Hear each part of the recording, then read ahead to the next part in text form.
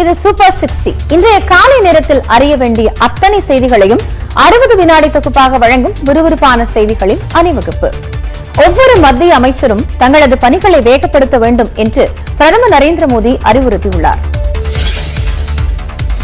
மத்திய அரசின் திட்டங்கள் குறித்து அனைத்து தரப்பு மக்களிடமும் எடுத்துரைக்க வேண்டும் என்று மத்திய அமைச்சர்களுக்கு பிரதமர் நரேந்திர மோடி அறிவுரை வழங்கியுள்ளார். நாடாளுமன்ற பட்ஜெட் கூட்டத்தொடர் நாளை தொடங்கும் நிலையில் மத்திய அமைச்சர்களுடன் பிரதமர் நரேந்திர மோடி கலந்துரையாடினார். அப்போது மத்திய அரசின் திட்டங்கள் மற்றும் அதன் தாக்கங்கள் குறித்து அமைச்சரவை செயலாளர் ராஜீவ் கௌபா எடுத்துரைத்தார். இதேபோல தொழில்துறை மற்றும் தகவல் ஒலிபரப்புத்துறை செயலாளர்களும் விளக்கம் அளித்தனர். பின்னர் பேசிய மோடி, மத்திய அரசின் திட்டங்கள் குறித்த தகவல்கள் பயனாளிகளுக்கு மட்டுமின்றி அனைத்து தரப்பு மக்களுக்கும் சென்றடைய வேண்டும் என்று கேட்டுக் கொண்டதாக தகவல்கள் தெரிவிக்கின்றன. இதேபோல மத்திய அரசின் திட்டங்களால் சாதி, மதம், இனம் என்ற பாகுபாடு இல்லாமல் அனைத்து தரப்பினரும் பயனடைவது குறித்து மக்களிடம் எடுத்துரைக்க வேண்டும் என்றும் பிரதமர் கேட்டுக் கொண்டார். அனைவருக்கும் திட்டங்கள் சென்றடைவதை உறுதிப்படுத்த வேண்டும் என்றும் ஒவ்வொருவரும் தங்களது அமைச்சகத்தின் பணிகளை வேகப்படுத்த வேண்டும் என்றும் பிரதமர் நரேந்திர மோடி அறிவுறுத்தியதாக தகவல்கள் தெரிவிக்கின்றன. தேச ஒற்றுமை நடைப்பயணத்தை ராகுல் காந்தி ஸ்ரீநகரில் இன்று நிறைவு செய்கிறார். கன்னியாகுமரி முதல் காஷ்மீர் வரை நடைப்பயணம் மேற்கொண்டுள்ள காங்கிரஸ் எம்பி ராகுல் காந்தி நேற்று ஜம்மு காஷ்மீரின் ஸ்ரீநகரில் உள்ள லால் சௌக் பகுதியில் தேசிய கொடியை ஏற்றினார்.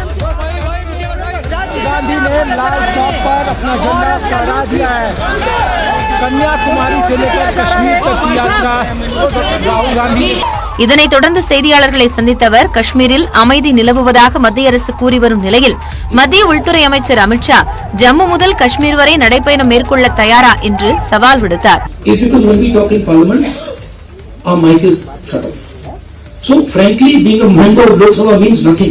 கடந்த ஆண்டு செப்டம்பர் 7ஆம் தேதி கன்னியாகுமரியில் தொடங்கிய ராகுல் காந்தியின் யாத்திரை இன்றுடன் நிறைவடைகிறது. ஸ்ரீநகரில் உள்ள கட்சி அலுவலகத்தில் தேசிய கொடியை ஏற்றி வைத்து தனது யாத்திரையை அவர் நிறைவு செய்கிறார்.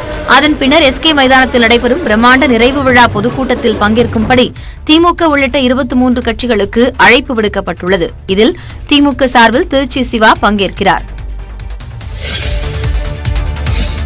குஜராத் கலவரம் தொடர்பான பிபிசி ஆவணப்படத்திற்கு இந்தியாவில் தடை விதித்தது குறித்து நாடாளுமன்றத்தில் கேள்வி எழுப்ப திமுக முடிவு செய்துள்ளது. சென்னை அண்ணா அறிவாலயத்தில் முதலமைச்சர் மு க ஸ்டாலின் தலைமையில் திமுக நாடாளுமன்ற உறுப்பினர்கள் கூட்டம் நடைபெற்றது. நாடாளுமன்ற பட்ஜெட் கூட்டத்தொடரில் திமுக எம்பிக்களின் செயல்பாடுகள் குறித்து கூட்டத்தில் ஆலோசனை நடத்தப்பட்டது. குஜராத் கலவரம் தொடர்பான பிபிசி ஆவணப்படத்திற்கு இந்தியாவில் தடை விதித்தது குறித்தும் பங்குச்சந்தையில் அதானி குழுமத்தால் ஏற்பட்ட இழப்பு குறித்து வெளியான ஆய்வறிக்கை தொடர்பாகவும் நாடாளுமன்றத்தில் கேள்வி எழுப்ப முடிவு செய்யப்பட்டுள்ளது. இதேபோன்று தமிழ்நாடு அரசால் மத்திய அரசுக்கு எழுதப்பட்டுள்ள கடிதங்களின் நிலை குறித்தும் நாடாளுமன்றத்தில் கேள்வி எழுப்ப ஆலோசிக்கப்பட்டதாக கூறப்பட்டுள்ளது. நீட் விலக்கு மசோதா, தமிழக மீனவர்கள் மீது இலங்கை கடற்படை தாக்குதல் நடத்துவது, மதுரை எய்ம்ஸ் மருத்துவமனை அமைப்பது, சேது சமுத்திர திட்டத்தை நிறைவேற்றுவது, தமிழ்நாட்டில் உள்ள மத்திய அரசு அலுவலகங்கள், பொதுத்துறை நிறுவனங்களில் தமிழ்நாட்டு இளைஞர்களுக்கு வேலைவாய்ப்பு வழங்குவது உள்ளிட்ட பிரச்சினைகள் குறித்தும் இரு அவைகளிலும் குரல் எழுப்ப வேண்டும் என்று திமுக எம்பிக்களுக்கு முதலமைச்சர் ஸ்டாலின் அறிவுறுத்தல் வழங்கியிருக்கிறார். இடைத்தேர்தலில் இரட்டை இலையை பெறும் நோக்கில் அதிமுக பொதுக்குழு வழக்கில் இபிஎஸ் தரப்பு மீண்டும் உச்சநீதிமன்றத்தில் முறையிட உள்ளது. ஈரோடு கிழக்கு தொகுதி இடைத்தேர்தலுக்கான வேட்புமனு தாக்கல் நாளை தொடங்க உள்ள நிலையில் அதிமுக பொதுக்குழு வழக்கில் இடைக்கால உத்தரவு பிறப்பிக்க கோரி எடப்பாடி பழனிசாமி தரப்பு உச்சநீதிமன்றத்தில் இன்று முறையிட உள்ளது. கடந்த ஆண்டு ஜூலை 11ஆம் தேதி நடைபெற்ற அதிமுக பொதுக்குழு கூட்டத்தில் கட்சியின் இடைக்கால பொதுச் செயலாளராக எடப்பாடி பழனிசாமி தேர்வு செய்யப்பட்ட நிலையில் இதனை எதிர்த்து உச்சநீதிமன்றத்தில் ஓ பன்னீர்செல்வம் உள்ளிட்டோர் தரப்பில் மேல்முறையீடு செய்யப்பட்டது. மனுவை விசாரித்த நீதிபதிகள் தினேஷ் மகேஸ்வரி, ரிஷிகேஷ் ராய் அமர்வு தீர்ப்பை ஒத்திவைத்துள்ளது. இந்நிலையில் ஈரோடு கிழக்கு தொகுதி இடைத்தேர்தலில் வேட்புமனு தாக்கல் செய்ய வசதியாக இரட்டை இலை சின்னத்தை தங்களுக்கு ஒதுக்கி இடைக்கால உத்தரவு பிறப்பிக்குமாறு நீதிபதிகளிடம் எடப்பாடி பழனிசாமி தரப்பில் வழக்கறிஞர்கள் கடந்த வெள்ளிக்கிழமை முறையிட்டனர். வேட்புமனு தாக்கலுக்கான கடைசி தேதி உள்ளிட்ட விவரங்களை கேட்டறிந்த நீதிபதிகள் இன்று முறையிடுமாறு கோரிக்கை விடுத்தனர். அதன்படி நீதிபதிகள் முன்னிலையில் எடப்பாடி பழனிசாமி தரப்பு இன்று முறையிட உள்ளது. வேட்புமனு தாக்கலுக்கான இறுதி நாளுக்குள் தீர்ப்பு வழங்க முடியாவிட்டால் நிவாரணம் வழங்குவது குறித்து பரிசீலிக்கப்படும் என்று நீதிபதிகள் ஏற்கனவே உறுதியளித்துள்ளனர். குஜராத் கலவரம் குறித்து பிபிசி ஆவணப்படம் சென்னையில் திரையிடப்பட்டது. குஜராத்தில் 2002ஆம் ஆண்டில் நடந்த கலவரம் தொடர்பாக பிபிசி வெளியிட்டுள்ள ஆவணப்படத்தை மத்திய அரசு முடக்கியுள்ளது. எனினும் பல்வேறு பகுதிகளிலும் ஆவணப்படத்தை திரையிட முயற்சி நடைபெறுவதால் பதற்றம் நீடித்து வருகிறது. இந்நிலையில் மத்திய அரசின் நடவடிக்கையை கண்டித்து சென்னை வள்ளுவர் கோட்டத்தில் நடந்த ஆர்ப்பாட்டத்தில் கலந்து கொண்ட சமூக செயற்பாட்டாளர்கள், கூட்டியக்கத்தினர் ஆவணப்படத்தை திரையிட்டனர். தமிழகம் முழுவதும் திரையிட உள்ளதாகவும் தெரிவித்துள்ளனர். இந்த போக்கு ஜனநாயகத்துக்கு எதிரானது. இந்திய அரசியலமைப்பு சட்டம் வழங்கியிருக்கக்கூடிய கருத்துரிமைக்கு எதிரானது. இதனிடையே மதுரை ஜெய்ஹிந்த்புரம் பகுதியில் ஆவணப்படத்தை திரையிட இந்திய ஜனநாயக வாலிபர் சங்கத்தினர் முயற்சி மேற்கொண்டனர். இதற்கு காவல்துறை அனுமதி மறுத்ததுடன் அப்பகுதியில் போலீசார் குவிக்கப்பட்டதால் பரபரப்பு ஏற்பட்டது. இதனையடுத்து அனுமதி கோரி இந்திய ஜனநாயகர் வாலிபர் சங்கத்தினர் மனு அளித்ததால் ஜீவா நகர் பகுதியில் திரையிட அனுமதிக்கப்படும் என தெரிவித்துள்ளனர். ஆவணப்படம் பார்க்க வருவோருக்கு பாப்கார்ன் இலவசம் என விளம்பரம் வெளியானது குறிப்பிடத்தக்கது. அரசியல்வாதிகளுக்கு தொண்டை போய்விட்டால் துண்டு போய்விடும் என்று முதலமைச்சர் மு க ஸ்டாலின் தெரிவித்துள்ளார். சென்னை ராஜா அண்ணாமலைபுரத்தில் உள்ள முத்தமிழ் பேரவையில் தமிழில் முதன்முறையாக நடத்தப்படும் காது மூக்கு தொண்டை தலை மற்றும் கழுத்து மருத்துவ அறிவியல் மாநாட்டை முதலமைச்சர் ஸ்டாலின் தொடங்கி வைத்தார். நிகழ்ச்சியில் பேசிய அவர் மருத்துவ அறிவியல் மாநாட்டை தாய்மொழியில் நடத்துவது மகிழ்ச்சி அளிப்பதாக கூறினார். தமிழ்நாட்டில் 4000த்திற்கும் மேற்பட்ட செவித்திறன் குறைபாடுடைய குழந்தைகளுக்கு இலவசமாக உட்காது செவிச்சூரல் கருவி பொருத்தும் அறுவை சிகிச்சை செய்யப்பட்டுள்ளதாக தெரிவித்தார். குழந்தைகளுக்கு காது கேளாமை அதிக அளவில் அதிகரித்து வருது. இது ஜெனடிக், அதாவது மரபு வழி பிரச்சனையாகவும் சொல்லப்படுகிறது. சுற்றுச்சூழல் மாசு அடைதலும் இதற்கு ஒரு காரணமாக இருக்கு.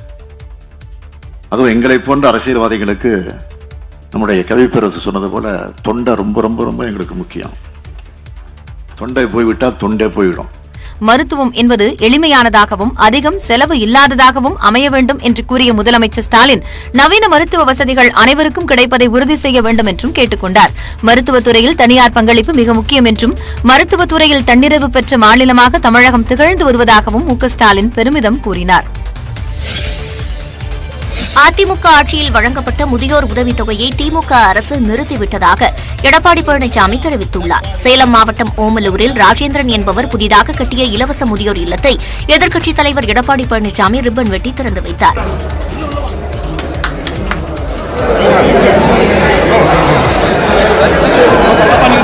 பின்னர் முதியோர்களுக்கு பழனிசாமி உணவு பரிமாறினார்.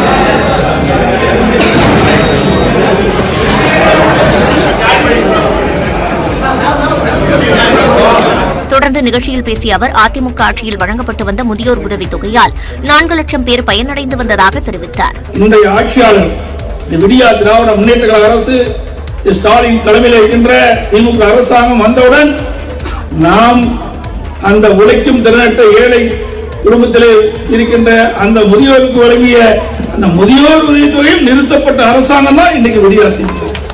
முதியோர்களை மறந்து விடாதீர்கள், கைவிட்டு விடாதீர்கள் எனவும் எடப்பாடி பழனிசாமி பேசினார். ஈரோடு கிழக்கு தொகுதி இடைத்தேர்தலில் நாம் தமிழர் கட்சி வேட்பாளராக மேனகா நவநீதன் அறிவிக்கப்பட்டுள்ளார். ஈரோடு கிழக்கு சட்டமன்ற தொகுதி இடைத்தேர்தலுக்கான பணிகளை நாம் தமிழர் கட்சி முழுவீச்சில் தொடங்கியிருக்கிறது. அதன் ஒரு பகுதியாக அக்கட்சியின் தேர்தல் பணிமனையை தலைமை ஒருங்கிணைப்பாளர் சீமான் திறந்து வைத்தார். இதனைத் தொடர்ந்து செய்தியாளர்களிடம் பேசிய அவர் நாம் தமிழர் கட்சியின் சார்பில் தொகுதி மகளிர் பாசறை துணைச் செயலாளராக உள்ள மேனகா நவநீதன் ஈரோடு கிழக்கு தொகுதி இடைத்தேர்தலில் போட்டியிடுவார் என அறிவித்தார். எங்களுடைய நாம் தமிழர் கட்சி வேட்பாளர் தங்கை மேனகா அவர்கள் மொழிப்பற்று இனப்பற்று கொண்ட ஒரு ஈடுபாடு கொண்ட ஒரு பெண்மகள். அதனால அந்த வாய்ப்பை தங்கைக்கு நாங்கள் கொடுத்துட்டோம். தொடர்ந்து பேசிய சீமான் இடைத்தேர்தலில் ஆளுங்கட்சிதான் வெல்லும் என்பது மாய பிம்பம் என்றும் மக்கள் மாற்றத்தை விரும்பினால் எந்த கட்சியையும் புரட்டி போடுவார்கள் எனவும் தெரிவித்தார். சென்னை உள்ளிட்ட பல்வேறு மாவட்டங்களில் இன்று மிதமான மழை பெய்யும் என வானிலை ஆய்வு மையம் தெரிவித்துள்ளது. தமிழ்நாட்டின் 8 மாவட்டங்களில் நாளை மறுநாள் கனமழை பெய்யக்கூடும் என சென்னை வானிலை ஆய்வு மையம் தெரிவித்துள்ளது. தென்கிழக்கு வங்கக்கடலில் உருவான காற்றழுத்த தாழ்வு பகுதி மேற்கு வடமேற்கு திசையில் நகர்ந்து காற்றழுத்த தாழ்வு மண்டலமாக வலுவடைந்து இலங்கை கடற்பகுதியை நோக்கி நகரக்கூடும் என கணிக்கப்பட்டுள்ளது. இதன் காரணமாக இன்றும் நாளையும் தமிழ்நாடு, புதுச்சேரியில் ஓரிரு இடங்களில் லேசானது முதல் மிதமான மழை பெய்யக்கூடும் என கூறப்பட்டுள்ளது. நாளை மறுநாள் தஞ்சாவூர், திருவாரூர், நாகப்பட்டினம், மயிலாடுதுறை, புதுக்கோட்டை, சிவகங்கை, ராமநாதபுரம், தூத்துக்குடி ஆகிய மாவட்டங்கள் மற்றும் காரைக்கால் பகுதிகளில் ஒரு சில இடங்களில் கனமழை பெய்ய வாய்ப்புள்ளதாக தெரிவிக்கப்பட்டுள்ளது. இலங்கையை ஒட்டிய தென்மேற்கு மற்றும் தென்கிழக்கு வங்கக்கடல், தமிழக கடலோர பகுதிகளில் இன்றும் நாளையும் சூறாவளி காற்று வீசக்கூடும் என்பதால் மீனவர்கள் கடலுக்கு செல்ல வேண்டாம் என்றும் அறிவுறுத்தப்பட்டுள்ளனர். காரைக்குடியில் அனுமதியின்றி வைக்கப்பட்ட பெரியார் சிலை அகற்றப்பட்ட விவகாரத்தில் ஆட்சியர் விளக்கம் அளித்திருக்கும் நிலையில் திடீரென வட்டாட்சியர் மற்றும் டிஎஸ்பி பணியிட மாற்றம் செய்யப்பட்டுள்ளனர். சிவகங்கை மாவட்ட ஆட்சியர் மதுசூதனன் ரெட்டி அளித்துள்ள விளக்கத்தில் காரைக்குடி அருகே உள்ள கோட்டையூரைச் சேர்ந்த இளங்கோவன் உரிய அனுமதியின்றி வீட்டில் பெரியார் சிலை நிறுவியதாக கூறியுள்ளார். அனுமதி பெறும் வரை எடுத்து வைக்க அறிவுறுத்திய போதும் அவர் மறுத்துவிட்டதால் சிலை அகற்றப்பட்டதாக ஆட்சியர் விளக்கம் அளித்துள்ளார். வட்டாட்சியர் அலுவலகத்தில் சிலை பாதுகாப்பாக இருப்பதாகவும் அனுமதி கோரி உரிய முறையில் மனு அளித்தால் பரிசீலிக்கப்படும் எனவும் ஆட்சியர் மதுசூதனன் தெரிவித்துள்ளார். சிலை அகற்றப்பட்ட மறுநாளில் முக்கிய அதிகாரிகள் பணியிட மாற்றம் செய்யப்பட்டுள்ளனர். காரைக்குடி வட்டாட்சியரை மாவட்ட வனத்திட்ட அலுவலராக பணியிட மாற்றம் செய்து ஆட்சியர் உத்தரவிட்டுள்ளார். இதனிடையே சிலை அகற்றும் போது பாதுகாப்பு வழங்கிய தேவக்கோட்டை டிஎஸ்பி கணேஷ்குமார் பணியிலிருந்து விடுவிக்கப்பட்டுள்ளார். அவரை காத்திருப்போர் பட்டியலுக்கு மாற்றி டிஜிபி சைலேந்திரபாபு ஆணையிட்டுள்ளார். திருவண்ணாமலை மாவட்டம் ஆரணியில் காவல்துறையினரை விடுதலை சிறுத்தைகள் கட்சியினர் சர்ச்சைக்குரிய வகையில் இழிவாக பேசி முழக்கமிட்டது தொடர்பாக 50 பேர் மீது வழக்கு பதிவு செய்யப்பட்டுள்ளது. ஆரணி நகர காவல் நிலைய உதவி ஆய்வாளர் கிருஷ்ணமூர்த்தியை ஒருமையில் பேசியதாக விடுதலை சிறுத்தைகள் கட்சி மாவட்ட செயலாளர் பாஸ்கரன் என்பவர் கைது செய்யப்பட்டார். பின்னர் பிணையில் வெளியே வந்த அவரை மாங்காமரம் பகுதியிலிருந்து விடுதலை சிறுத்தை கட்சி தொண்டர்கள் ஊர்வலமாக அழைத்துச் சென்றனர். அப்போது ஆரணி நகர காவல் நிலையம் முன்பு வந்த பாஸ்கரனின் ஆதரவாளர்கள் காவல்துறையினருக்கு எதிராக கொச்சைப்படுத்தும் வகையில் முழக்கங்களை எழுப்பினர். இதனை செல்போனில் படம் பிடித்த காவலர்களையும் அநாகரிக வார்த்தைகளால் திட்டியதாக தெரிகிறது. இந்த வீடியோ பரவிய நிலையில் இது தொடர்பாக விடுதலை சிறுத்தைகள் கட்சியைச் சேர்ந்த மாவட்ட செயலாளர் பாஸ்கரன் உட்பட 50 பேர் மீது 9 பிரிவுகளின் கீழ் வழக்கு பதிவு செய்யப்பட்டுள்ளது. இந்த விவகாரங்களை உரிய முறையில் விசாரணை நடத்தவும் 7 தனிப்படைகள் அமைக்கப்பட்டுள்ளன. அசம்பாவிதங்களை தவிர்ப்பதற்காக ஆரணியில் 200க்கும் மேற்பட்ட காவலர்கள் பாதுகாப்பு பணியில் ஈடுபட்டுள்ளனர்.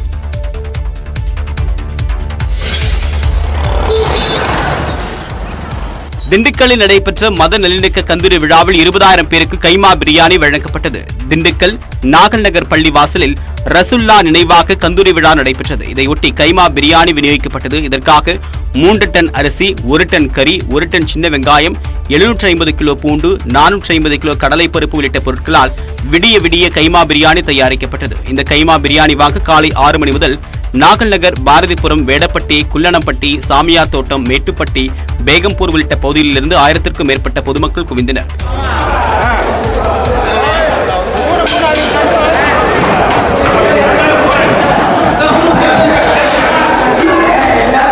இதனால் 2 கிலோமீட்டர் தொலைவு வரை நீண்ட வரிசையில் நின்று கைமா பிரியாணியை வாங்கிச் சென்றனர்.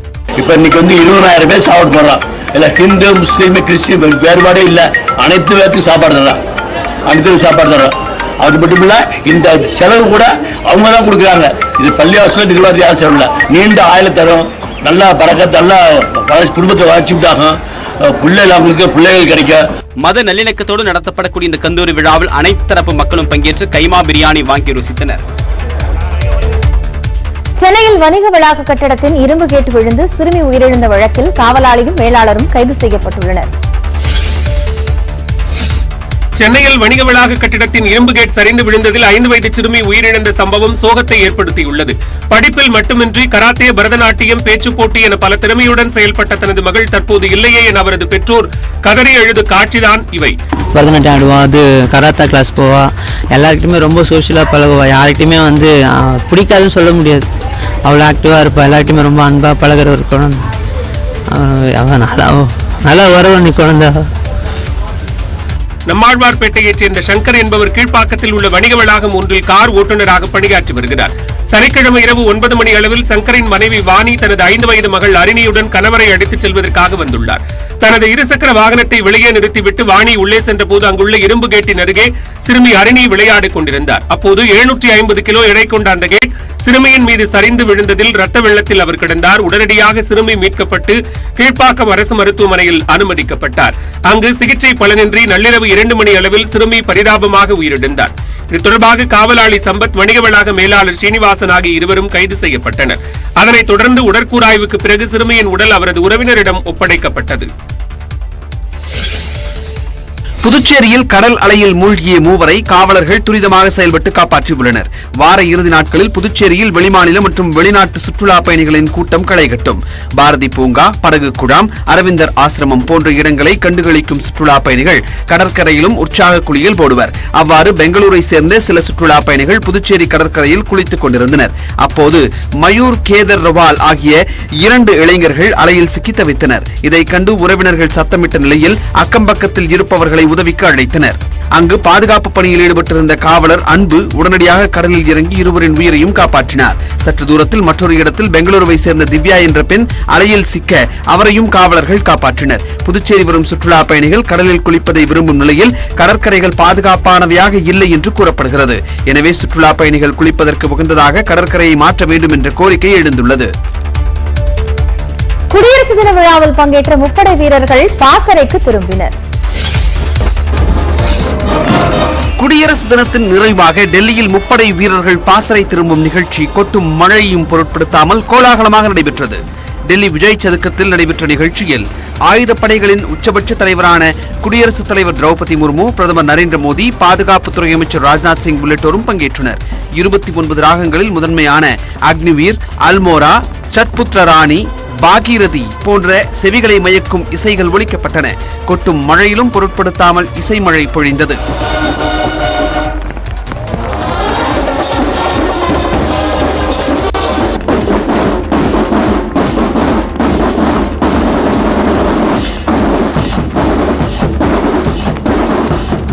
இந்தியாவில் தயாரான 3500 ட்ரோன்களை கொண்டு முதன்முறையாக நாட்டிலேயே மிக பிரம்மாண்ட ஒளி நிகழ்ச்சி ஏற்பாடு செய்யப்பட்டிருந்தது.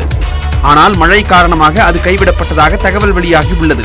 குடியரசு தின கொண்டாட்டத்தின் இறுதி நிகழ்வாக வீரர்கள் தங்களது ஆயுதங்களை உறையில் இட்டு பாசறைக்கு திரும்பினர்.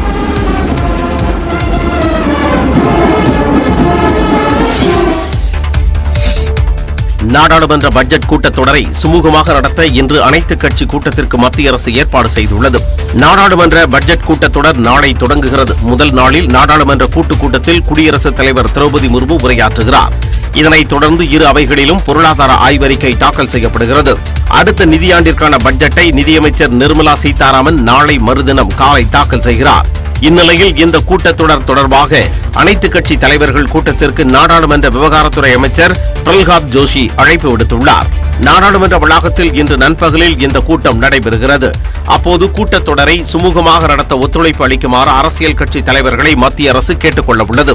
அப்பொழுது தாங்கள் எழுப்ப உள்ள விவகாரங்கள் குறித்து அரசியல் கட்சி தலைவர்கள் எடுத்துரைப்பார்கள் என்று எதிர்பார்க்கப்படுகிறது. இந்நிலையில் நாடாளுமன்ற கூட்டத்தொடரில் செயல்பட வேண்டிய விதம் குறித்து முடிவு செய்ய தேசிய ஜனநாயக கூட்டணி தலைவர்களின் கூட்டம் இன்று மாலை நடைபெறுகிறது.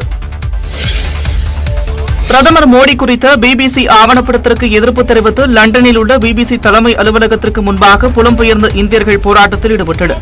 2002ஆம் ஆண்டு குஜராத்தின் முதலமைச்சராக பிரதமர் மோடி இருந்தபோது அங்கு நடந்த கலவரம் குறித்த ஆவணப்படம் ஒன்றை இங்கிலாந்தை தலைமையிடமாக கொண்ட பிபிசி நிறுவனம் வெளியிட்டுள்ளது.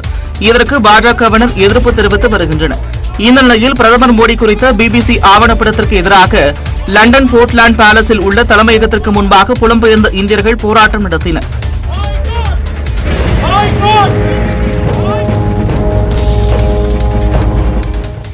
பிபிசியின் ஆவணப்படம் இந்தியர்கள் மனங்களை புண்படுத்தும் வகையில் உள்ளதாக கூறி அமெரிக்காவின் கலிபோர்னியா மாநிலத்தில் உள்ள சான் பிரான்சிஸ்கோவில் போராட்டம் நடைபெற்றது. பிபிசி நிறுவனத்திற்கு எதிரான பதாகைகளை ஏந்தி முழக்கங்கள் எழுப்பினர்.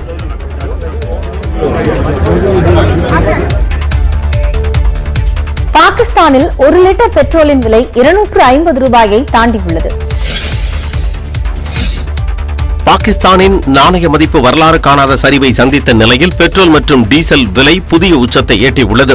பாகிஸ்தானில் பெட்ரோல் மற்றும் டீசல் விலை லிட்டருக்கு 35 ரூபாய் அதிகரிக்கப்படுவதாக அந்நாட்டின் நிதியமைச்சர் அறிவித்தார். இதனைத் தொடர்ந்து பெட்ரோல் 1 லிட்டர் அந்நாட்டு நாணய மதிப்பில் 249 ரூபாய் 80 காசுக்கு விற்பனையாகிறது.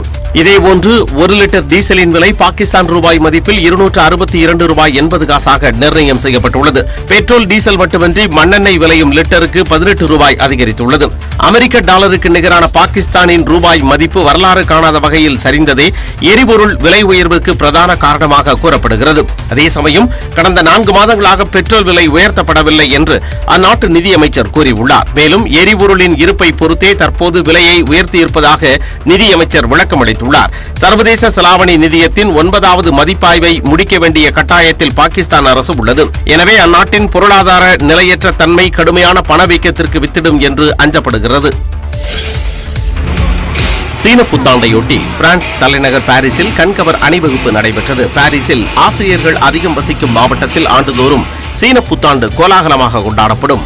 இதனிடையே கொரோனா காரணமாக கடந்த 3 ஆண்டுகளாக புத்தாண்டு கொண்டாட்டங்கள் ரத்து செய்யப்பட்டிருந்த நிலையில் இந்த ஆண்டு வண்ணமயமான கண்கவர் அணிவகுப்பு நடந்தேறியது. இதில் சீனாவின் அடையாளமான டிராகன் பொம்மையை எடுத்துக்கொண்டு கலைஞர்கள் வலம் வந்தனர்.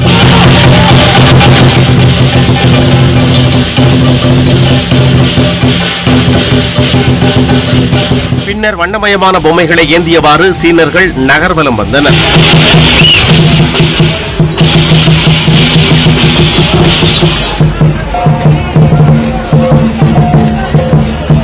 தமிழின புத்தாண்டின் நம்பிக்கையின்படி இந்த ஆண்டு முயலின் ஆண்டு என்பதால் முயல் வேடமிட்டு கலைஞர்கள் உற்சாகமாக நடந்து வந்தனர்.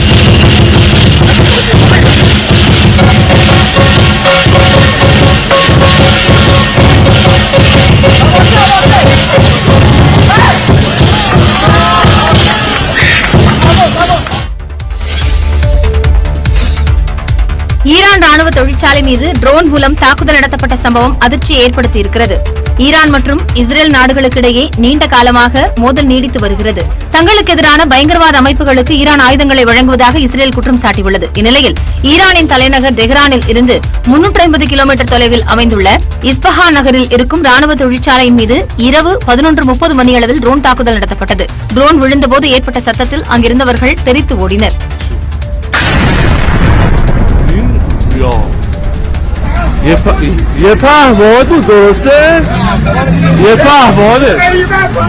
வெடிகுண்டுகளுடன் 3 ட்ரோன்கள் வந்ததாகவும் அவற்றில் 2 ட்ரோன்கள் வெற்றிகரமாக இடைமறித்து அழிக்கப்பட்ட நிலையில் ஒரு ட்ரோன் மட்டும் ராணுவ தொழிற்சாலை மீது விழுந்து வெடித்ததாகவும் ஈரான் ராணுவம் தெரிவித்தது. ட்ரோன் விழுந்து வெடித்ததில் தொழிற்சாலையின் ஒரு பகுதியில் பெரிய அளவில் தீப்பற்றியது. அசர் ஷாகர் பகுதியில் எண்ணெய் சுத்திகரிப்பு கிடங்குகள் தீப்பிடித்து எரிந்ததற்கும் இந்த தாக்குதலுக்கும் தொடர்பா என பாதுகாப்பு படை விசாரித்து வருகிறது. 19 வயதிற்குட்பட்ட பெண்களுக்கான முதல் உலக கோப்பையை இந்திய அணி கைப்பற்றியுள்ளது. முதல் ஜூனியர் மகளிர் உலகக்கோப்பை கிரிக்கெட் போட்டியில் இந்திய அணி சாம்பியன் பட்டம் வென்றது. முதல் முறையாக 19 வயதிற்கு உட்பட்ட பெண்களுக்கான உலகக்கோப்பை கிரிக்கெட் போட்டி தென்னாப்பிரிக்காவில் நடைபெற்றது. இறுதிப் போட்டியில் இந்திய மகளிர் அணி இங்கிலாந்துடன் மோதியது.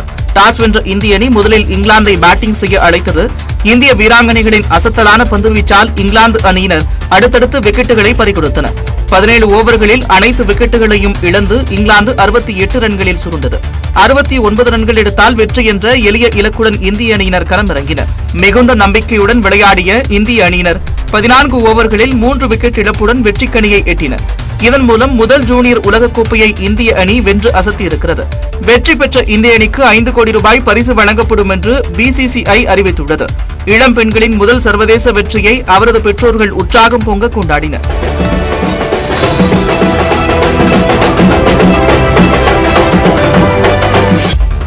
உலகிற்கு ஒற்றுமையை உணர்த்தும் சகோதரத்துவமும் மனிதநேயமும் பாரத நாட்டிலிருந்து தோன்றியவை என ஆளுநர் RN ரவி தெரிவித்துள்ளார். சென்னையில் சின்மயா வித்யாலயா பள்ளியின் பொன்விழா ஆண்டு நிறைவை முன்னிட்டு நடைபெற்ற விழாவில் தமிழ்நாடு ஆளுநர் RN ரவி சிறப்பு விருந்தினராக கலந்து கொண்டார். நிகழ்ச்சியில் பேசிய அவர் பாரத நாடு மட்டுமே உலகில் அனைவரும் சமம் என்ற பார்வையை கொண்டது என கூறினார். Bharat is the only country where this awakening, this revelation came about oneness of creation, the oneness of all being. It was evolution to the next plane, the evolution to the plane where Bharat's rishis, Bharat Munis, they had achieved through their individual revolutionary practices, they had achieved that realization to see easily the oneness of all. தொடர்ந்து பேசிய அவர் ஆங்கில ஆட்சியே உயர்வானது என்ற colony ஆதிக்க மனநிலையிலிருந்து வெளியேறி நமது பாரம்பரியம் மீது பெருமை கொள்ள வேண்டும் என வலியுறுத்தினார். ஈரோடு இடைத்தேர்தல் நிலைப்பாடு தொடர்பாக முடிவெடுக்க பாஜக மாநில நிர்வாகிகள் ஆலோசனை கூட்டம் சென்னையில் நாளை நடைபெறுகிறது. ஈரோடு கிழக்கு தொகுதிக்கு உட்பட்ட பகுதியில் சோதனை சாவடிகள் அமைத்து காவல்துறையினர் தீவிர வாகன தணிக்கையில் ஈடுபட்டுள்ளனர். பரிசு பொருட்கள் விநியோகம் மற்றும் பணப்பட்டுவாடாவை தடுக்கும் நோக்கில் மாவட்ட காவல்துறையின் சார்பில் ஈரோடு கிழக்கு தொகுதியில் 35 இடங்களில் சோதனை சாவடிகள் அமைக்கப்பட்டுள்ளன. வாகனங்களில் கொண்டுவரப்படும் பொருட்கள், பணம் மற்றும் அதற்கான ஆவணங்களை சரிபார்த்த பின்னரே வாகனங்கள் அனுமதிக்கப்படுகின்றன.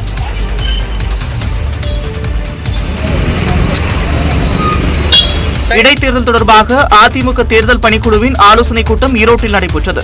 சென்னையில் நடைபெற இருக்கும் ஆட்சிமன்ற குழு கூட்டத்தில் வேட்பாளர் தேர்வு குறித்து முடிவு செய்யப்படும் என்று முன்னாள் அமைச்சர் செங்கோட்டையன் கூறினார். இதனிடையே ஈரோடு கிழக்கு தொகுதி இடைத்தேர்தலில் தங்களுக்கு வெற்றி வாய்ப்பு பிரகாசமாக இருப்பதாக முன்னாள் அமைச்சர் செல்லூர் ராஜு தெரிவித்துள்ளார். மக்கள் யாரை விரும்புகிறார்களோ அவர்கள் தான் வெற்றி பெற முடியும். இதுல ஈவி கேஸ் ஆகுது, இதாவது ஈவி கேஸ் என்ன பெருந்தலைவர் காமராஜர் காட்டிலும் பெரிய ஆளா என்னப்பா நீங்க? ஈரோடு கிழக்கு தொகுதி இடைத்தேர்தல் நிலைப்பாடு குறித்து முடிவெடுப்பதற்காக பாஜக மாநில நிர்வாகிகள் ஆலோசனைக் கூட்டம் சென்னையில் செவ்வாய்க்கிழமை நடைபெற உள்ளது. வீராணம் நிலக்கரி சுரங்க திட்டத்தை மத்திய அரசு கைவிட வேண்டும் என பாமக தலைவர் அன்புமணி ராமதாஸ் வலியுறுத்தியுள்ளார்.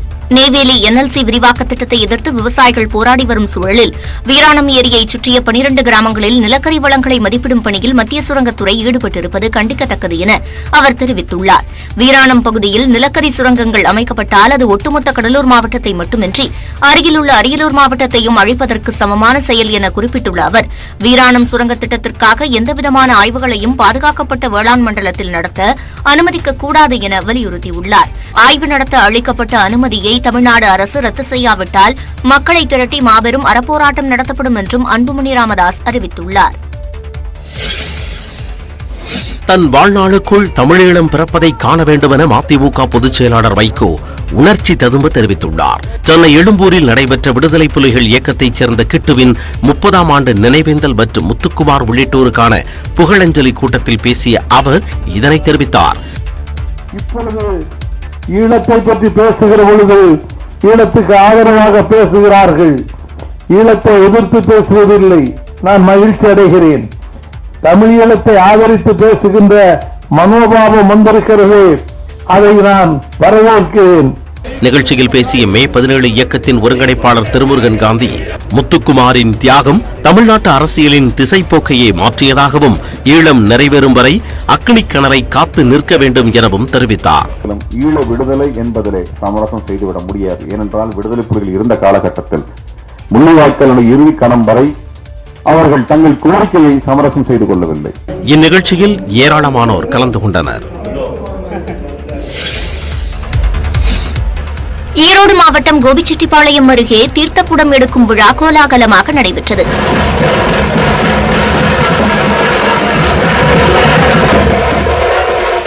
அகிலாண்டேஸ்வரி சோழீஸ்வரர் கோவிலில் வரும் புதன்கிழமை குடமுழுக்கு நடைபெறவுள்ளதால் அதற்காக தீர்த்தக்குடம் எடுத்து வரும் நிகழ்ச்சியில் ஆயிரக்கணக்கானோர் பங்கேற்றனர்.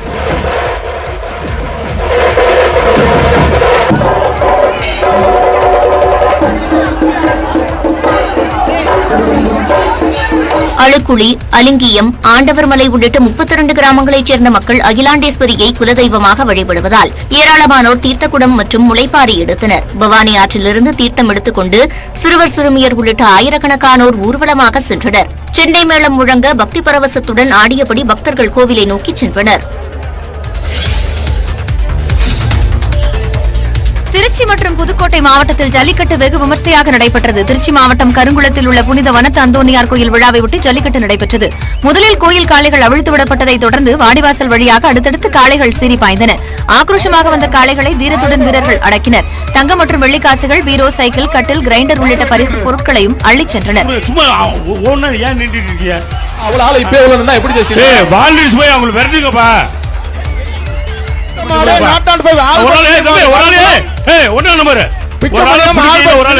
களத்தில் நின்று விளையாடிய சில காளைகள் பார்வையாளர்களை வெகுவாக கவர்ந்தன.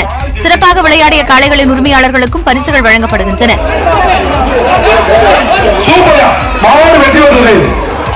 புதுக்கோட்டை மாவட்டம் வேந்தன்பட்டியில் நடைபெற்ற ஜல்லிக்கட்டில் 600க்கும் மேற்பட்ட காளைகள் கலந்து கொண்டன. வாடிவாசலில் சீறி பாய்ந்த காளைகளை வீரர்கள் அடக்கினர். முருகப்பெருமானின் அறுபடை வீடுகளில் ஒன்றான பழனி முருகன் கோவிலில் ஆண்டுதோறும் தைப்பூச திருவிழா விமர்சையாக நடைபெறுவது வழக்கம். ஆயிரக்கணக்கான பக்தர்கள் பாத யாத்திரையாகவும் காவடி எடுத்தும் அலகு குத்தியும் பழனிக்கு வந்து நேர்த்திக்கடன் செலுத்துவர்.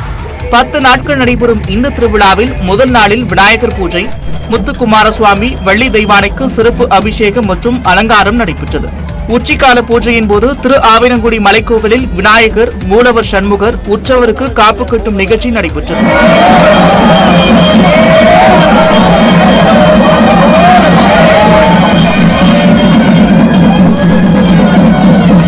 இந்த நிகழ்ச்சியில் திரளான பக்தர்கள் கலந்து கொண்டு சுவாமி தரிசனம் செய்தனர். சாமியெல்லாம் நல்லபடியா கும்பிட்டுட்டோம். அடுத்த வருஷம் வரும்போது இன்னும் நல்லா வச்சிருப்பாரு முருகர் சொன்னாங்க. இன்னும் நல்லா இருக்கிறோம் நாங்க எல்லாம், அதனால வருஷம் இங்க வரோம். தைப்பூச திருவிழாவின் 6ஆம் நாளில் திருக்கல்யாண வைபவமும் அதனைத் தொடர்ந்து தீர்த்தவாரி, தேரோட்டம், தெப்பத்தேர் ஆகிய நிகழ்ச்சிகளும் நடைபெற உள்ளது. சேலம் மாவட்டம் மேட்டூர் அருகே சாலையில் சென்று கொண்டிருந்த பேருந்து திடீரென தீப்பிடித்து எரிந்ததில் 3 பெண்கள் உட்பட 11 பேர் காயமடைந்தனர். கோவையிலிருந்து பெங்களூருவுக்கு சென்ற ஆம்னி பேருந்தை ஓட்டுநர் ராஜன் என்பவர் இயக்கினார். 44 பயணிகளுடன் பேருந்து மேட்டூர் தருமபுரி சாலையில் புதுச்சாம்பள்ளி பகுதியில் சென்றபோது பின்புறத்திலிருந்து புகை வரத் தொடங்கியது. இதுகுறித்து பயணிகள் ஓட்டுநரிடம் கூறியதை அடுத்து அவர் பேருந்தை சாலையோரம் நிறுத்தினார். அப்போது பேருந்து தீப்பற்றி எரிய தொடங்கியது. இதனால் அதிர்ச்சியடைந்த பயணிகள் அலறியடித்துக் கொண்டு கீழே இறங்கினர். ஒரு சிலர் ஜன்னல் வழியாக வெளியே குதித்து உயிர் தப்பினர்.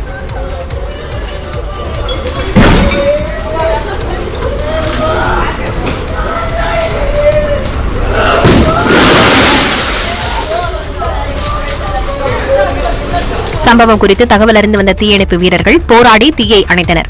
அதற்குள் பயணிகளின் உடைமைகள் முழுமையாக எரிந்து சேதமடைந்தன. இந்த விபத்தில் காயமடைந்த 11 பேர் மேட்டூர் அரசு மருத்துவமனையில் அனுமதிக்கப்பட்டுள்ளனர். தொடர்ந்து விபத்து குறித்து கருமலைக்கூடல் போலீசார் விசாரணை நடத்தி வருகின்றனர். மாநில அளவிலான ஆணழகன் போட்டியில் செங்கல்பட்டு அணி சாம்பியன் பட்டம் வென்றுள்ளது. வேலூர் மாவட்டம் காட்பாடியில் மாநில அளவிலான ஆணழகன் போட்டி நடைபெற்றது. காட்பாடியில் உள்ள ரயில்வே மண்டபத்தில் நடைபெற்ற இந்த போட்டியில் தமிழகம் முழுவதிலும் இருந்து நூற்றுக்கணக்கான வீரர்கள் பங்கேற்று மக்கள் மத்தியில் தங்களின் உடற்கட்டையும் திறனையும் வெளிப்படுத்தினர்.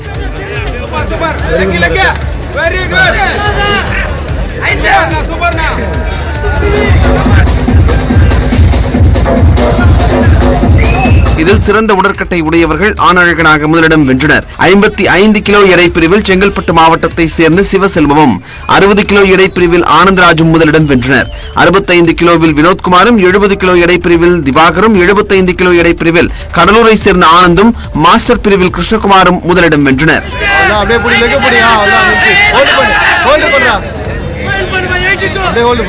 ஒட்டுமொத்தமாக சாம்பியன் பட்டத்தை செங்கல்பட்டு அணி தட்டிச் சென்றது. ராணிப்பேட்டை மாவட்டம் அரக்கோணத்தில் டெங்குவால் சிறுவன் உயிரிழந்த நிலையில் அந்த பகுதியில் நோய் தடுப்பு பணிகள் மேற்கொள்ளப்படும் என சுகாதாரத்துறை தெரிவித்துள்ளது. ராணிப்பேட்டை மாவட்டம் அரக்கோணத்தில் டெங்கு மற்றும் எலிக்காய்ச்சல் பாதிப்பு காரணமாக 9ஆம் வகுப்பு மாணவன் உயிரிழந்தது சோகத்தை ஏற்படுத்தியுள்ளது. அரக்கோணம் ஜோதிநகர் பகுதியைச் சேர்ந்த பாலாஜி தேவி தம்பதியின் மகன் ஹரிஹரனுக்கு கடந்த 13ஆம் தேதி காய்ச்சல் பாதிப்பு ஏற்பட்டுள்ளது. இதனையடுத்து தனியார் மருத்துவமனையில் அனுமதிக்கப்பட்டு மாணவர் சிகிச்சை பெற்று வந்தார். பின்னர் 23ஆம் தேதி வாந்தி, வயிற்றுப்போக்கு ஏற்பட்டதால் பெரம்பூரில் உள்ள தனியார் மருத்துவமனையில் சேர்க்கப்பட்டார். இதனையடுத்து உடல்நிலை மேலும் மோசமானதால் 24ஆம் தேதி சென்னை ராஜீவ்காந்தி அரசு மருத்துவமனையில் மாணவரை அனுமதித்தனர். அங்கு அவருக்கு டெங்கு மற்றும் எலிக்காய்ச்சல் இருப்பது உறுதி செய்யப்பட்ட நிலையில் சிகிச்சை பலனளிக்காமல் ஹரிஹரன் உயிரிழந்தார். இதனைத் தொடர்ந்து ராணிப்பேட்டை பகுதியில் சுகாதாரத்துறை சார்பில் டெங்கு பரிசோதனைகள் மேற்கொள்ளப்படும் என அதிகாரிகள் தெரிவித்தனர். கன்னியாகுமரியில் 370 கிலோ எடை கொண்ட காரை 25 மீட்டர் தூரத்திற்கு தூக்கிச் சென்ற இளைஞர் புதிய உலக சாதனை படைத்துள்ளார். குமரி மாவட்டத்தைச் சேர்ந்த கண்ணன் என்ற இளைஞர் ஏற்கனவே 13.5 டன் எடை கொண்ட லாரியை 111 மீட்டர் தூரத்திற்கு இழுத்துச் சென்று தேசிய அளவில் சாதனை படைத்துள்ளார். இதன் தொடர்ச்சியாக தற்பொழுது 370 கிலோ எடை கொண்ட காரை 25 மீட்டர் தூக்கி நடந்து சென்றார்.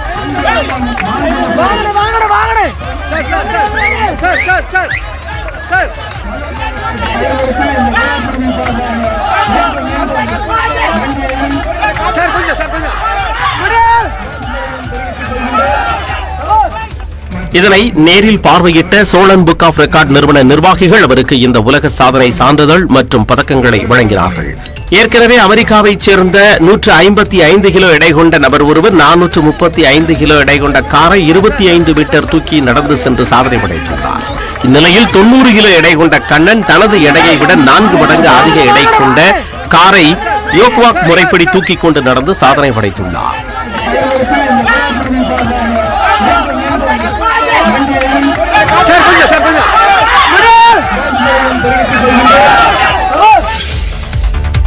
கேரள மாநிலம் காசர்கோட்டில் நகைக்கடையில் எலி ஒன்று நெக்லஸை தூக்கிச் சென்றது வியப்பை ஏற்படுத்தியுள்ளது.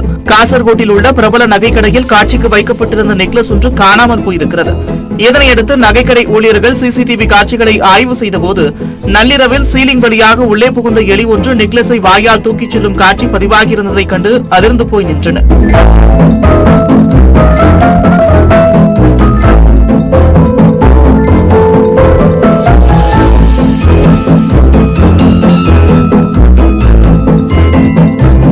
எலியின் மீது என்ன நடவடிக்கை எடுப்பது என்று தெரியாமல் நகைக்கடை பணியாளர்கள் குழம்பி போய் வீடு திரும்பினர். உயர்கல்வி பயிலும் மாணவர்களின் எண்ணிக்கையில் தேசிய அளவில் தமிழ்நாடு 3ஆம் இடத்தில் உள்ளது. நாடு தழுவிய அளவில் கடந்த 2020-21 கல்வியாண்டில் உயர்கல்வியில் சேர்ந்த மாணவர்களின் எண்ணிக்கை 7.5% அளவிற்கு உயர்ந்திருப்பதாக தெரிவிக்கப்பட்டுள்ளது. உயர்கல்வி குறித்த அகில இந்திய ஆய்வு அறிக்கையை மத்திய கல்வி அமைச்சகம் வெளியிட்டுள்ளது. இதன்படி கொரோனா பெருந்தொற்று பரவல் தொடங்கிய 2020-21 கல்வியாண்டில் ஒட்டுமொத்தமாக 4,13,00,000 பேர் கல்லூரியில் சேர்ந்ததாக குறிப்பிடப்பட்டுள்ளது. முந்தைய ஆண்டை விட 2 லட்சம் தாழ்த்தப்பட்ட மாணவர்களும் 3 லட்சம் பழங்குடியின மாணவர்களும் 6 லட்சம் பிற பிற்படுத்தப்பட்ட வகுப்பை சேர்ந்த மாணவர்களும் கூடுதலாக சேர்ந்துள்ளதாக தெரிவிக்கப்பட்டுள்ளது. குறிப்பாக 2014-2015 ஆண்டு முதலான காலத்தில் பிற பிற்படுத்தப்பட்ட வகுப்பை சேர்ந்த 36 லட்சம் பேர் கூடுதலாக சேர்ந்துள்ளதும் தெரிய வந்துள்ளது. ஆனால் உயர்கல்வியில் சேரும் இஸ்லாமிய மாணவர்களின் அளவு 5.5%-லிருந்து 4.6% குறைந்திருக்கிறது. பிற சிறுபான்மையின மாணவர்களின் அளவு 2.3%-லிருந்து 2% குறைந்திருப்பதாகவும் ஆய்வறிக்கை தெரிவிக்கிறது. உயர்கல்வியில் சேரும் மாணவிகளின் எண்ணிக்கை 45%-லிருந்து 49% அதிகரித்திருக்கிறது. 2020-21 கல்வியாண்டில் 70 பல்கலைக்கழகங்களும் 1453 கல்லூரிகளும் தொடங்கப்பட்டுள்ளன. தமிழ்நாட்டை பொறுத்தவரை மாணவர்களின் எண்ணிக்கையில் 3வது இடத்தையும் கல்லூரிகளின் எண்ணிக்கையில் 5வது இடத்தையும் பிடித்திருப்பதாக ஆய்வு முடிவுகள் தெரிவிக்கின்றன. தமிழ்நாட்டிலேயே முதன்முறையாக கிருஷ்ணகிரியில் ஒரே இடத்தில் ஒரே நேரத்தில் 1200 கர்ப்பிணிகளுக்கு சமுதாய வளைகாப்பு நடத்தப்பட்டது. கிளமங்கலம் அரசு பெண்கள் உயர்நிலைப் பள்ளியில் சமுதாய வளைகாப்பு நிகழ்ச்சி நடைபெற்றது. தளி சட்டமன்ற தொகுதிக்கு உட்பட்ட பகுதிகளில் இருந்து 1200 கர்ப்பிணி தாய்மார்கள் பங்கேற்றனர். இதில் மலை கிராமங்களைச் சேர்ந்த 300க்கும் மேற்பட்ட கர்ப்பிணிகள் இடம்பெற்றிருந்தனர். சந்தனம் பூசி வளையல் அணிவித்து அட்சதை தூவி கர்ப்பிணிகள் வாழ்த்தப்பட்டனர்.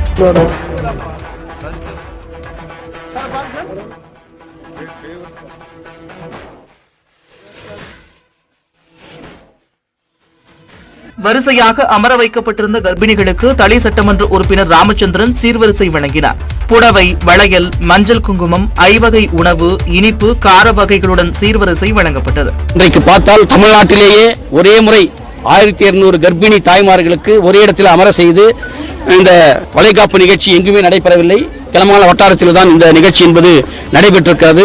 வீட்டில் பிரசவம் பார்க்கக்கூடாது, மருத்துவமனைகளில் மட்டுமே பிரசவம் பார்க்க வேண்டும் என கர்ப்பிணிகளுக்கு விழிப்புணர்வும் ஏற்படுத்தப்பட்டது.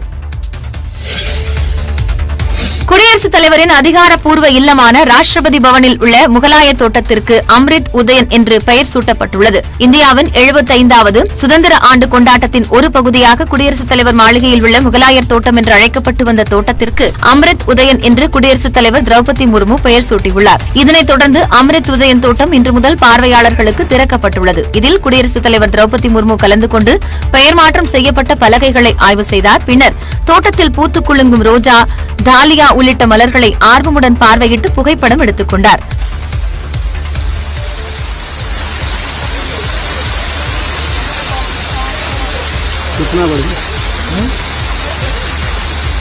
உதயன் தோட்டத்தை செவ்வாய்க்கிழமை முதல் மார்ச் 21ஆம் தேதி வரை நண்பகல் 12 மணி முதல் இரவு 9 மணி வரை பொதுமக்கள் ஆன்லைனில் முன்பதிவு செய்து பார்வையிடலாம் என்று அதிகாரிகள் தெரிவித்துள்ளனர்.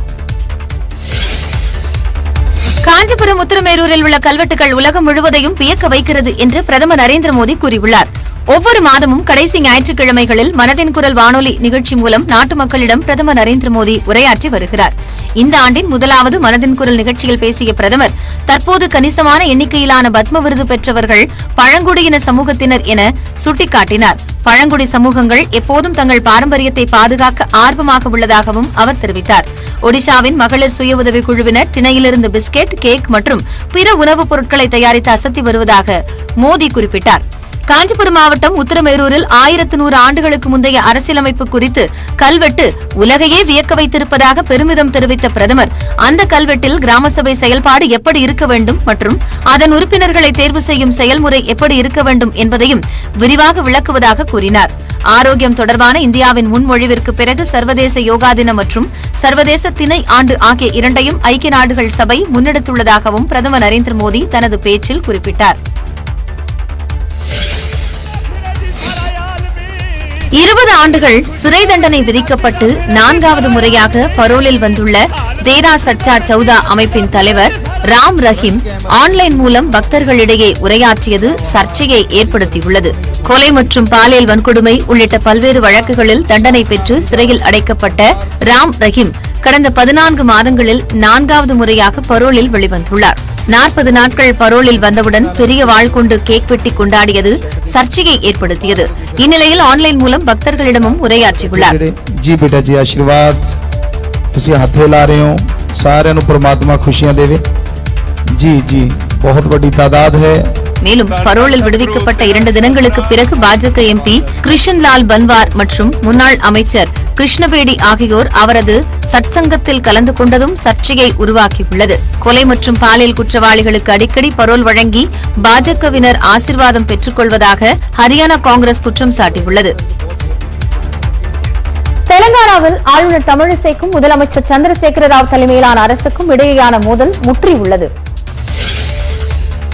தெலங்கானாவில் பட்ஜெட்டுக்கு ஒப்புதல் அளிக்க ஆளுநர் தமிழிசை சவுந்தரராஜனுக்கு உத்தரவிடக் கோரி உயர்நீதிமன்றத்தில் மாநில அரசு இன்று மனு தாக்கல் செய்ய உள்ளது. தெலங்கானாவில் அடுத்த நிதியாண்டுக்கான பட்ஜெட்டை சட்டப்பேரவையில் வரும் 3ஆம் தேதி தாக்கல் செய்ய மாநில அரசு முடிவு செய்துள்ளது. இதற்காக பட்ஜெட் தயாரிக்கப்பட்டு ஆளுநர் தமிழிசை சவுந்தரராஜனுக்கு அனுப்பி வைக்கப்பட்டுள்ளது. ஆனால் பட்ஜெட்டுக்கு இதுவரை ஆளுநர் ஒப்புதல் அளிக்கவில்லை. மேலும் சட்டப்பேரவையில் ஆளுநர் உரையாற்றுவதற்கான ஏற்பாடுகள் செய்யப்பட்டிருக்கிறதா என்று கேள்வி எழுப்பி மாநில அரசுக்கு ஆளுநர் மாளிகை கடிதம் எழுதியுள்ளது. ஆனால் ஆளுநர் உரையாற்றுவதற்கும் பட்ஜெட்டுக்கும் தொடர்பு இல்லை என்று சந்திரசேகர ராவ் தலைமையிலான பாரதிய ராஷ்டிரிய சமிதி அரசு தெரிவித்துள்ளது. இந்நிலையில் பட்ஜெட்டிற்கு ஒப்புதல் அளிக்க ஆளுநருக்கு உத்தரவிடக் கோரி ஹைதராபாத் உயர்நீதிமன்றத்தில் மாநில அரசு இன்று மனு தாக்கல் செய்ய உள்ளது. இதனால் ஆளுநர் மற்றும் முதலமைச்சரிடையேயான மோதல் தீவிரமடைந்துள்ளது. விமானம் தரையிறங்கும் நேரத்தில் அவசர கால கதவை திறந்த பயணி மீது வழக்கு பதிவு செய்யப்பட்டுள்ளது. நாக்பூரிலிருந்து மும்பை சென்ற இண்டிகோ விமானத்தில் பயணித்த பயணி ஒருவர் விமானம் வான்வெளியில் இருந்தபோதும் தரையிறங்கும் சமயத்தில் அவசர கால வழியை திறக்க முயன்றதாக கூறப்படுகிறது. விமான பைலட்டுக்கு பணியாளர்கள் தகவல் தெரிவித்ததை அடுத்து அந்த பயணிக்கு உரிய முறையில் எச்சரிக்கை விடுக்கப்பட்டதாக விமான நிறுவனம் தெரிவித்துள்ளது. அவசர கால வழியை சேதப்படுத்தியதற்காக பயணி மீது வழக்கு பதிவு செய்யப்பட்டுள்ளதாகவும் விமானத்தை பாதுகாப்பாக இயக்குவதில் எந்த சமரசமும் இல்லை என்றும் இண்டிகோ நிறுவனம் தெரிவித்திருக்கிறது.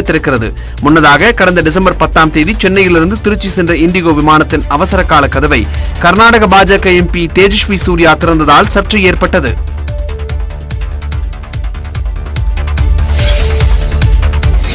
பாகிஸ்தானில் சுற்றுலா படகு கவிழ்ந்து விபத்துக்குள்ளானதில் 10 சிறுவர்கள் நீரில் மூழ்கி உயிரிழந்திருக்கின்றனர்.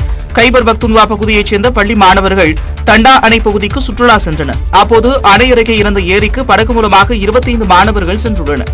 ஏரியின் நடுவே படகு சென்று கொண்டிருந்த போது எதிர்பாராத விதமாக படகு கவிழ்ந்ததில் 25 மாணவர்களும் நீரில் மூழ்கினர். தகவல் அறிந்து வந்த மீட்புப் படையினர் 10 மாணவர்களின் சடலங்களை கைப்பற்றினர். அனைத்து மாணவர்களுக்கும் 11 முதல் 13 வயதாகும். இந்த விபத்தில் மேலும் 9 மாணவர்கள் மாயமாகியிருப்பதால் உயிரிழப்பு எண்ணிக்கை அதிகரிக்கும் என்று அஞ்சப்படுகிறது. விபத்து குறித்து கைபர் பக்துன்வா போலீசார் விசாரணையை தொடங்கியிருக்கின்றனர்.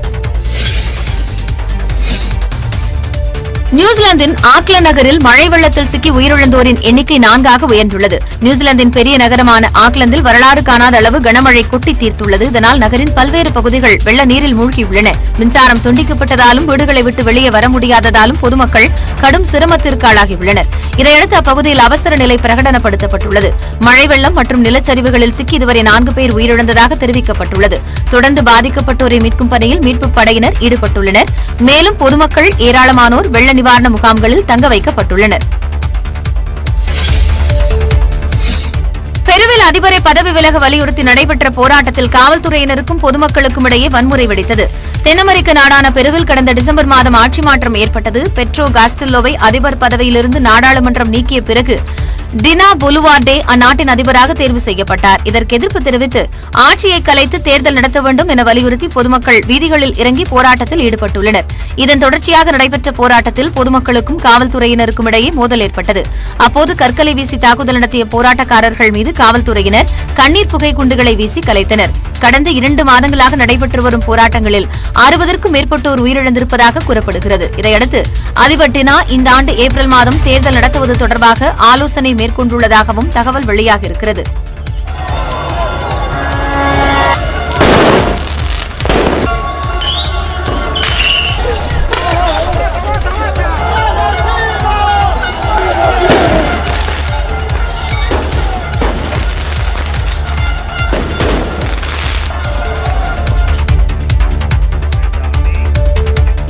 ஈரானில் நிகழ்ந்த சக்தி வாய்ந்த நிலநடுக்கத்தால் 800 பேர் காயமடைந்தனர். ஈரானின் மேற்கு அசர்பைஜான் நகரில் ஏற்பட்ட நிலநடுக்கத்தால் 3 பேர் உயிரிழந்தனர். சனிக்கிழமை அந்நாட்டு நேரப்படி இரவு 11 மணி அளவில் ரிக்டர் அளவுகோலில் 5.9 நிலநடுக்கம் பதிவாகியுள்ளது. நிலநடுக்கம் மேற்கு அசர்பைஜான் மாகாணத்தின் பல பகுதிகளில் உணரப்பட்டதாகவும் மக்கள் தெரிவிக்கின்றனர். இந்த நிலநடுக்கத்தால் பல்வேறு கிராமங்களில் உள்ள கட்டடங்கள் இடிந்து விழுந்தன, விரிசல்களும் ஏற்பட்டன.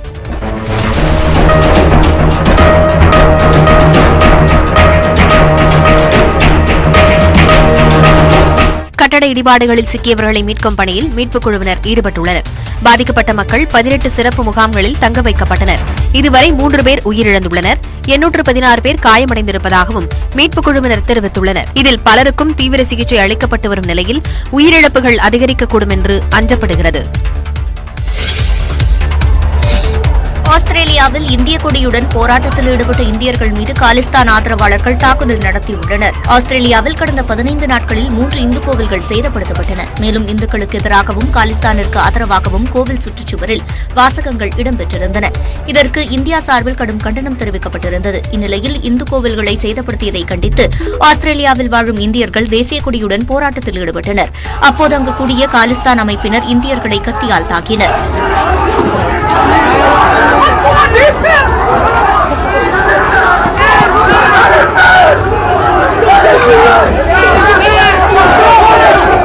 மேலும் இந்திய கொடியுடன் இருந்தவர்களை காலிஸ்தான் அமைப்பினர் துரத்தி சென்று தாக்குதல் நடத்தினர். இதில் படுகாயமடைந்தவர்கள் மருத்துவமனையில் அனுமதிக்கப்பட்டுள்ளனர்.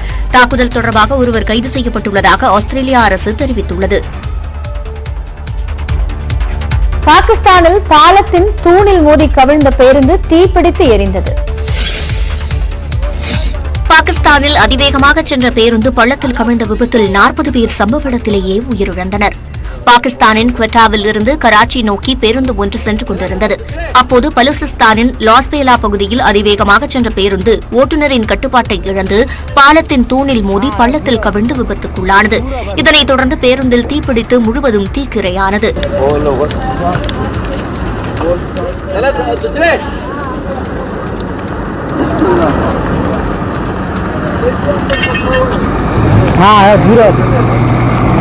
இதுகுறித்து தகவல் அறிந்து வந்த போலீசார் தீயணைப்பு வீரர்கள் தீயை அணைத்து மீட்புப் பணியில் ஈடுபட்டனர். இந்த விபத்தில் 40 பேர் உயிரிழந்தனர். ஒரு குழந்தை உள்பட 3 பேர் படுகாயங்களுடன் மீட்கப்பட்டனர்.